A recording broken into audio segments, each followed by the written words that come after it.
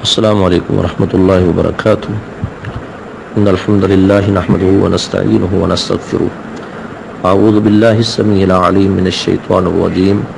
من حمزه ونفخه ونفثه بسم اللہ الرحمن الرحیم ان الدین عند اللہ الاسلام۔ دین اسلام اللہ کا پسندیدہ دین ہے، اس سے بڑھ کر کوئی دین اللہ کو پسند نہیں ہے، اور ہم بڑے ہی لکی ہیں اور بڑے ہی اللہ کی مہربانی سے ہم اس بات کو کہنے کے حقدار ہیں، مستحق ہیں، ہم یہ بات کہہ سکتے ہیں کہ اللہ نے ہمیں اپنے پیارے پیغمبر صلی اللہ علیہ وآلہ وسلم کی امت میں پیدا کر کے ہم پہ بہت بڑا احسان کیا ہے، تو اس احسان کا کچھ بدلہ بھی ہوتا ہے، وہ انسان کو ضرور چکانا چاہیے۔ اور وہ بدلہ کیا ہے کہ ہم دین اسلام کی ہر بات پر مکمل عمل پیرا ہو جائیں۔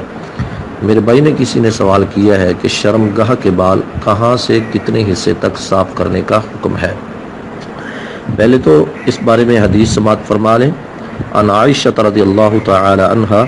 قالت قال رسول اللہ صلی اللہ علیہ وسلم عشر من الفطرہ۔ سید عائشہ صدیقہ رضی اللہ تعالی عنہ فرماتی ہیں کہ رحمت کائنات صلی اللہ علیہ وسلم نے فرمایا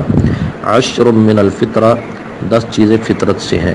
فطرت سے مراد یعنی دین فطرت کے وہ امور جو تمام انبیاء کرام کی سنت ہیں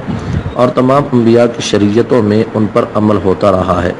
اس سے ان اعمال کی اہمیت ظاہر ہوتی ہے۔ ان اعمال کا تعلق انسان کی ظاہری صفائی سے بھی ہے، اور جب شریعت ان کا حکم دے دیتی ہے تو پھر اس کا تعلق باطنی طہارت سے بھی ہوگا، باطنی طہارت کا بھی اس میں بہت بڑا فائدہ ہوگا۔ وہ 10 چیزیں کیا ہے؟ فرمایا قص الشارب، مونچھوں کو کاٹنا، وَإِعْفُ اللِّحْيَةَ، اور داڑھی کو بڑھانا، وَالسِّوَاكُ، مسواک کرنا، وَالْإِسْتِنْشَاقُ بِالْمَاءِ، اور وضو کرتے ہوئے ناک میں پانی ڈالنا اور اس کو صاف کرنا، وَقَصُّ الْأَظْفَارِ، اور ناخنوں کو کاٹنا، ناخنوں کو تراشنا،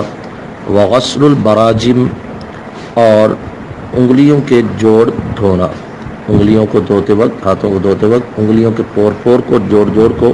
اچھے طریقے کے ساتھ مل کر صاف کرنا، وَنَتْفُ الْإِبِطِ، بغلوں کے بال اکھاڑنا۔ کاٹنے سے بھی یہ صفائی حاصل ہو جاتی، لیکن اکھاڑنے سے بہترین صفائی حاصل ہوتی ہے، چونکہ یہاں پر اکھاڑنے کا ذکر آیا ہے۔ وَحَلْقُ الْعَانَةِ، اور شرمگاہ کے بال، زیر ناف بال جو ہیں ان کو مونڈنا، ان کو صاف کرنا۔ وانتقاص الماء، اور پانی استعمال کرنا، یعنی الاستنجاء، یعنی استنجا کے وقت جب انسان طہارت حاصل کرتا ہے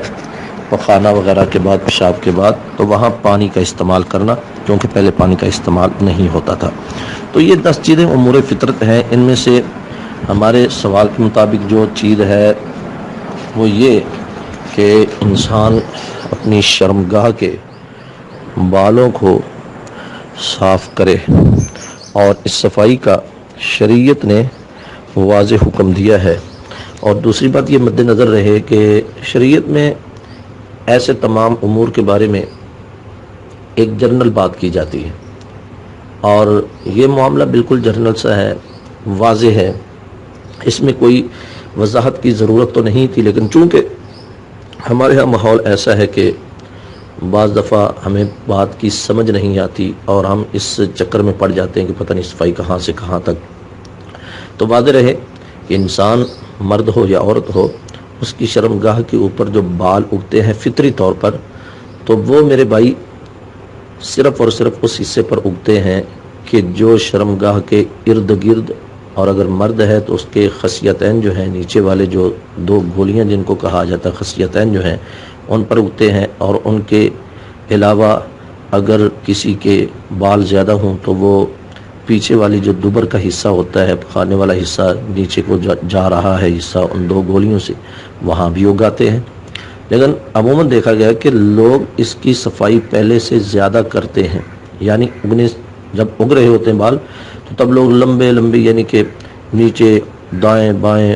اپنی رانوں کو بہت زیادہ، اور اوپر ناف سے لے کر اچھی طرح رگڑ کر جب صاف کرتے تو بال زیادہ اگتے ہیں۔ اگر آپ فطری طور پر دیکھیں تو بال صرف اس حصے پر اگتے ہیں جو ابھرا ہوا حصہ